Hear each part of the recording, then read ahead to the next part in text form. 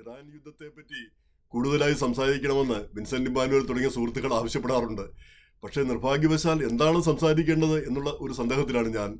പ്രധാനമായും എന്താണ് നമുക്കറിയാവുന്നത്? ഈ പബ്ലിക് ഡൊമൈനിൽ എന്തെല്ലാം കാര്യങ്ങളാണ് ഉള്ളത്, മറ്റു പത്രങ്ങളിൽ വരുന്ന കാര്യങ്ങൾ അത് നമ്മൾ ചർബിത ചർവണം പോലെ ആവർത്തിക്കുന്നു. ഇതല്ലാതെ നമ്മുടേതായ ഒരു കോൺട്രിബ്യൂഷൻ, നമ്മൾ തന്നെ കണ്ടെത്തി എന്തെങ്കിലും കാര്യങ്ങൾ പറയാനായിട്ടില്ല. പ്രധാനമായിട്ടും ഈ യുദ്ധത്തിൽ ഉന്നതതലത്തിലാണ് കാര്യങ്ങളെല്ലാം പോകുന്നത്. ട്രംപിനും നെതന്യാഹുവിനും മാത്രമായിരിക്കും ഇക്കാര്യത്തെപ്പറ്റി പൂർണ്ണമായി ഒരു ധാരണയുള്ളത്. ബാക്കി ആർക്കും അതിനെപ്പറ്റി ഒരു ധാരണ പോലുമില്ല. പിന്നെ ഈ രണ്ടു തരം ഐഡിയോളജിക്കലായിട്ടുള്ള ഒരു വ്യത്യാസം നമുക്ക് പറയാൻ പറ്റും. ചിലർ കണ്ണും പൂട്ടി യുദ്ധത്തെ അനുകൂലിക്കുന്നു. പിന്നെ ഇറാനിനെ തകർക്കുന്നതിൽ സന്തോഷം കൊള്ളുന്ന ആളുകൾ, നേരെ മറിച്ച് ഇറാനിനെ ആക്രമിച്ചതിൽ അരിശം കൊള്ളുന്നവർ, പിന്നെ നമ്മളെപ്പോലുള്ളവർ അരിശവുമില്ല, പിന്നെ ആഘോഷവുമില്ല. പക്ഷേ ഒരു യുദ്ധം നടക്കുമ്പോൾ അതിൻ്റെതായ ഒരു ദുഃഖം, പിന്നെ ആളുകൾ മരിക്കുന്നു, ഇതെങ്ങോട്ട് പോകുമെന്ന് നമുക്ക് അറിഞ്ഞുകൂടാ. എന്ന് മാത്രമല്ല, ധാരാളം ആളുകൾ, നമ്മുടെ ആളുകളെ ഇത് വലിയ തോതിൽ ബാധിക്കുന്നു. ഗൾഫിലും മറ്റുള്ളത് നമ്മുടെ ആളുകളാണ് ധാരാളമായിട്ടുള്ളത്. അവരെല്ലാം ഭീതിയിൽ കഴിയുന്നു. അതുപോലെ തന്നെ യാത്ര ചെയ്യുന്ന ആളുകൾ പലരും അവർക്ക് ആവശ്യത്തിന് മരുന്നോ കാര്യങ്ങളോ ഒന്നും ഇല്ലാതെ എയർപോർട്ടുകളിൽ വരഞ്ഞ് ഇപ്പോഴും കഴിയുന്നു. ഇങ്ങനെ നാനാവിധത്തിൽ ലോകക്രമം തന്നെ താറുമാറായ ഒരു അവസ്ഥ കാണുന്നു. ഈ അവസ്ഥയിൽ ഇത് എങ്ങോട്ട് പോകുമെന്നുള്ള ഒരു ആശങ്കയിലാണ് നമ്മളെല്ലാവരും. ഈ യുദ്ധം തുടങ്ങാൻ എളുപ്പമാണ്, എപ്പോഴും പറയുന്നൊരു ചൊല്ലാണ്, യുദ്ധം തുടങ്ങാൻ എളുപ്പമാണ്, പക്ഷെ അത് അവസാനിപ്പിക്കുക വളരെ പ്രയാസമുള്ള കാര്യമാണ്. എങ്ങനെയത് അവസാനിക്കുമെന്ന് നമുക്ക് പറയാൻ പറ്റില്ല. നമ്മൾ ഓപ്പറേഷൻ സിന്ദൂരിൽ തന്നെ കണ്ടതാണ്. പിന്നെ പാകിസ്ഥാനെ ഇന്ത്യ ആക്രമിച്ചു. ഒടുവിൽ പാകിസ്ഥാനും ട്രംപും ചക്കിയും ചങ്കരനും പോലെയായി. ഇന്ത്യയുമായിട്ടുള്ള ലോഹ്യം കുറഞ്ഞു. അപ്പം ഇങ്ങനെ ഓരോ കാര്യങ്ങളും ഏത് രീതിയിൽ വരുമെന്ന് നമുക്ക് അറിഞ്ഞുകൂടാ. ഇപ്പം ഇറാനിൽ തന്നെ ഒരുപാട് കുട്ടികൾ മരിച്ച ഫോട്ടോ ഒക്കെ കാണിച്ച് അവിടുത്തെ ഇറാനിലെ പത്രങ്ങളെല്ലാം വാർത്ത കൊടുത്തിരിക്കുന്നു. വളരെ സങ്കടകരമായ കാര്യം. അതിൻ്റെ എല്ലാം ന്യൂയോർക്ക് ടൈംസിൽ ഇന്ന് ആ കുട്ടികളുടെ ശവകുടീരത്തിൻ്റെ അവിടെ ആളുകൾ ഇരുന്ന് കരയുന്നതും വാസം പറഞ്ഞാൽ ഹൃദയഭേദമായ കാഴ്ച തന്നെ. പക്ഷേ ഇറാനിലെ സർക്കാർ എന്താ ചെയ്തുകൊണ്ടിരുന്നത്? ഇത് തന്നെയല്ലേ അവരുടെ ജനങ്ങളോട് ഇത് തന്നെയല്ലേ ചെയ്തുകൊണ്ടിരുന്നത്? അവർ എത്ര 7,000 പേരെ കൊന്നാണ് ഈ പ്രക്ഷോഭകാരികൾ. അപ്പം അങ്ങനെ ഒരു ഭരണകൂടം, അപ്പം നമ്മുടെ ഭരണകൂടം എന്ത് ചെയ്യുന്നു അതിൻ്റെ ഒരു ഫലം അനുഭവിക്കാൻ നമ്മളും ബാധ്യസ്ഥരാണെന്ന് തോന്നുന്നു.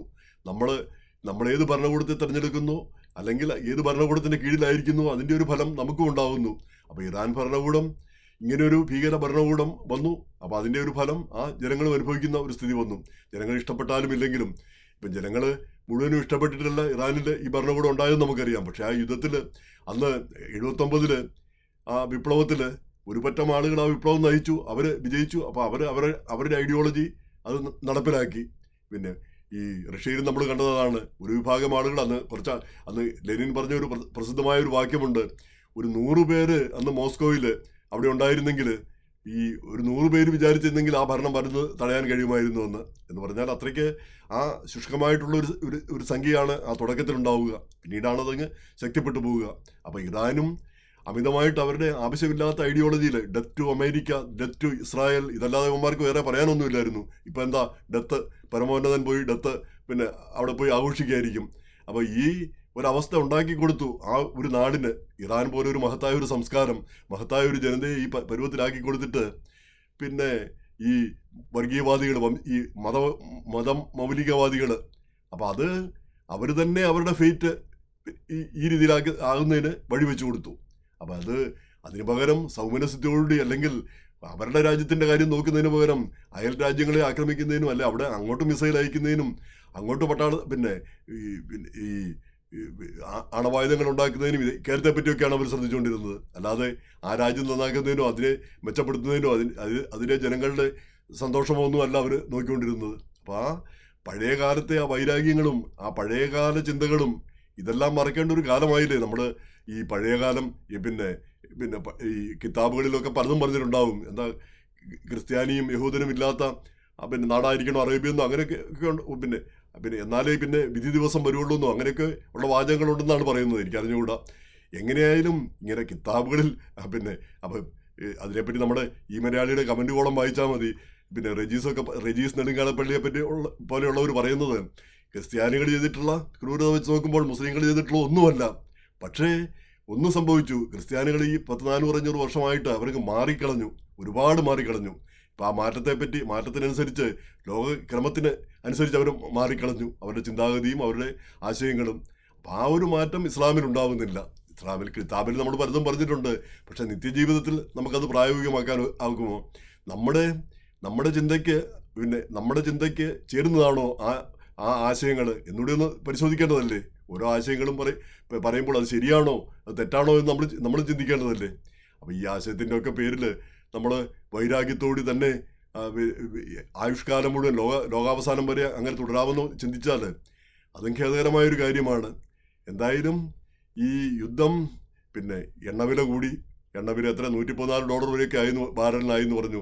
$60 കിടന്നതാണ്. ന്യൂയോർക്കിലൊക്കെ ഞങ്ങൾ 289 279 ഒക്കെ ഗ്യാസ് അടിച്ചുകൊണ്ടിരുന്നതാണ്. അതിപ്പം 3.5 അതിൽ കൂടുതൽ ആയിക്കൊണ്ടിരിക്കുന്നു. അപ്പോൾ ഇങ്ങനെ എണ്ണവില കൂടിയിരിക്കുന്നു. അതുപോലെ തന്നെ നമ്മുടെ ആളുകൾ, നമ്മുടെ നാടിനെ അത് വളരെ ബാധിച്ചിരിക്കുന്നു. നമ്മുടെ ആളുകളെ പെട്ടെന്ന് നേരിട്ട് നമ്മുടെ ആളുകളെല്ലാം അവിടെ ജോലി നഷ്ടപ്പെടുകയോ അല്ലെങ്കിൽ ജോലി ഇല്ലാതാവുകയോ അല്ലെങ്കിൽ പേടിച്ച് കഴിയേണ്ട ഒരു അവസ്ഥ വന്നിരിക്കുന്നു. ഗൾഫ് മേഖലയിലെല്ലാം തന്നെ. അപ്പം അങ്ങനെ ഒരു അവസ്ഥ വരുമ്പോൾ നമുക്കും അതിൽ ആശങ്കപ്പെടാതിരിക്കാൻ ആവില്ല. കാരണം യുദ്ധം എത്രയും പെട്ടെന്ന് തീരണമെന്നാണ് നമ്മളും ആഗ്രഹിക്കുന്നത്. അപ്പോൾ ഇറാൻ്റെ മിസൈലുകൾ എല്ലാം തകർത്ത് കളഞ്ഞാൽ അതിനുശേഷം യുദ്ധം അവസാനിക്കുന്നുള്ള രീതിയിലാണ് ഇന്നിപ്പം secretary of state Marco Rubio പറഞ്ഞത്. പക്ഷെ അതിനെപ്പറ്റി കൃത്യമായി അക്കാര്യത്തിലും വ്യക്തതയില്ല. ഈ മിസൈല് അല്ലെങ്കിൽ മിസൈൽ ഉണ്ടാക്കുന്ന ഫാക്ടറികൾ അതൊക്കെ കുറച്ച് എണ്ണം മാത്രമല്ലേ ഉണ്ടാവുകയുള്ളൂ. അപ്പോൾ അത് തകർത്ത് കഴിഞ്ഞാൽ യുദ്ധം തീരുമോ? അപ്പോൾ ഇതിനിടയിൽ സംഭവിച്ച ഒരു കാര്യം, ഈ പരമോന്നതൻ ഖമനേയുടെ മകനെയാണ് ഇനി അടുത്ത പരമോന്നതനായിട്ട് നിയമിച്ചിരിക്കുന്നത്. അപ്പോൾ അടുത്ത പരമോന്നതന്മാരെല്ലാം തട്ടിക്കളയുമെന്ന് ഇസ്രായേൽ പറയുകയും ചെയ്തിട്ടുള്ളതാണ്. അപ്പം ഇസ്രായേലിൻ്റെ ഏറ്റവും വലിയ നോട്ടപ്പുള്ളിയായിട്ട് അങ്ങനെ കൂടെ എടുത്തു വെച്ചു. പക്ഷേ ഇന്ന് ഇപ്പം CNN മറ്റും ആ ഫരീദ് സക്കറിയൊക്കെ പറയുന്നത് ഈ പരമോന്നതൻ്റെ മകനും ഈ പരമോന്നതൻ്റെ ചിന്താഗതി പുലർത്തുന്ന ആളുകളാണ്. അപ്പോൾ അവിടുത്തെ ആ തീവ്ര ചിന്താഗതിക്കാരാണ് ഇയാളെ പിടിച്ച് പരമോന്നതനാക്കിയത്. അപ്പോൾ എന്ന് പറഞ്ഞാൽ അവിടെ ഒരു മാറ്റത്തിന് അവർ തയ്യാറല്ല. ഈ അധികാരം കൈയാളുന്ന ആളുകൾ ഇപ്പോഴും ഒരു മാറ്റത്തിന് തയ്യാറല്ല. ഈ ജനങ്ങൾ തീരുമാനിക്കുന്ന അല്ലെങ്കിൽ ജനങ്ങൾക്ക് അധികാരം കൈമാറാനോ ആ വ്യവസ്ഥയിൽ ഒരു മാറ്റം വരുത്താനോ അവരാഗ്രഹിക്കുന്നില്ല. ആ മതതീവ്ര ചിന്തയിൽ തന്നെ തുടരാനാണ് അവരാഗ്രഹിക്കുന്നത് എന്നുള്ളതിൻ്റെ ഒരു സൂചനയായിട്ടാണത് പറയുന്നത്. അപ്പോൾ അങ്ങനെ ഒരു രാജ്യത്തിന് എത്ര കാലം മുന്നോട്ട് പോകാൻ പറ്റും? പക്ഷേ ഇതിൽ ചിന്തിക്കേണ്ട ഒരു കാര്യം, ഇറാൻ അത്ര നിസ്സാരമായ രാജ്യമല്ല. കഴിഞ്ഞ ദിവസം മൊയ്തീൻ പുത്തഞ്ചേരിയുടെ ലേഖനത്തിൽ പറയുന്ന പോലെ ഇസ്രായേലിൻ്റെ 70 ഇരട്ടി വലുപ്പമുണ്ട്. എന്ന് മാത്രമല്ല ജർമ്മനിയേക്കാളും ബ്രിട്ടനേക്കാളും ഫ്രാൻസിനേക്കാളും ഒക്കെ ജനസംഖ്യ ഉണ്ട്. 9 കോടി ജനങ്ങളുണ്ട്.